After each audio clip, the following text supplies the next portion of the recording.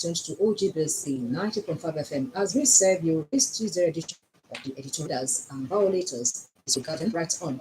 And it is our editorial observed that the tendency for miscreants and political groups to violate, condemning the pocket of violence, threats, and illegality recorded at February 25 election in Nigeria.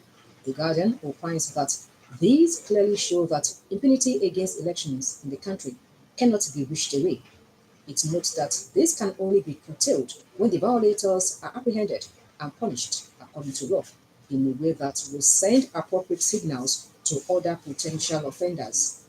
The editorial wants the federal government to seize the momentum of the various already made during and in the aftermath of the last election to do the as stipulated in the 2022 Electoral Act and extant laws of the country.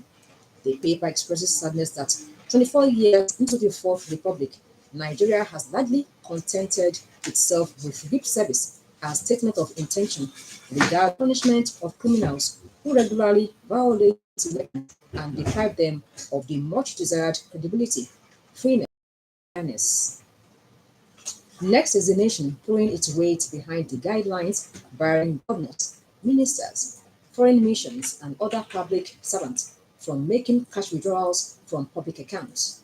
It, however, disagrees with the procedure that the president will only consider requests for cash withdrawals from public accounts on issues dealing with the border defense, security, or medical.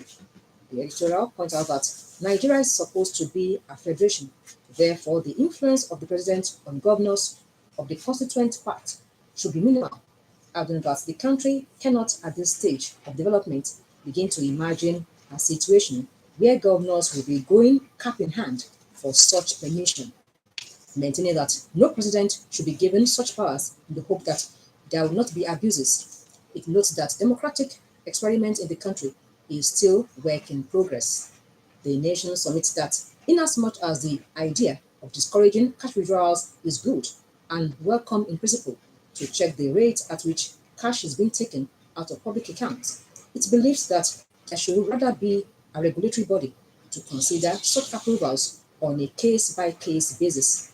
The editorial titled Cashless Agencies concludes by suggesting that the regulatory body should not be accountable to the president and should probably be constituted by the National Assembly and must file returns of its activities regularly to ensure fairness and transparency. And the last is that of this day, which writes on the unfolding of events from the redesigned Naira note, as well as the President's order and the Apex Bank action on the Naira note.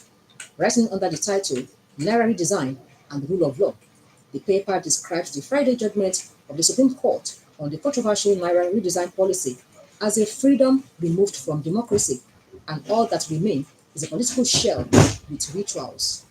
It argues that whatever might be the intended benefits of the policy which was endorsed, with systematic inadequacies that could make life difficult for the rule of law in that regard.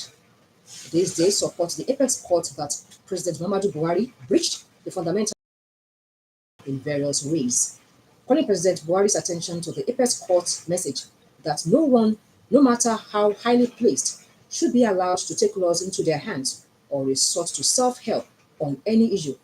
This day notes that at no time in the history of the country has any government openly justified disobedience of court orders under the pretext of defending a public policy. That's it on the review of editorials compiled by Elizabeth Ufoliji. Join us on Wednesday for another package. Oh, well.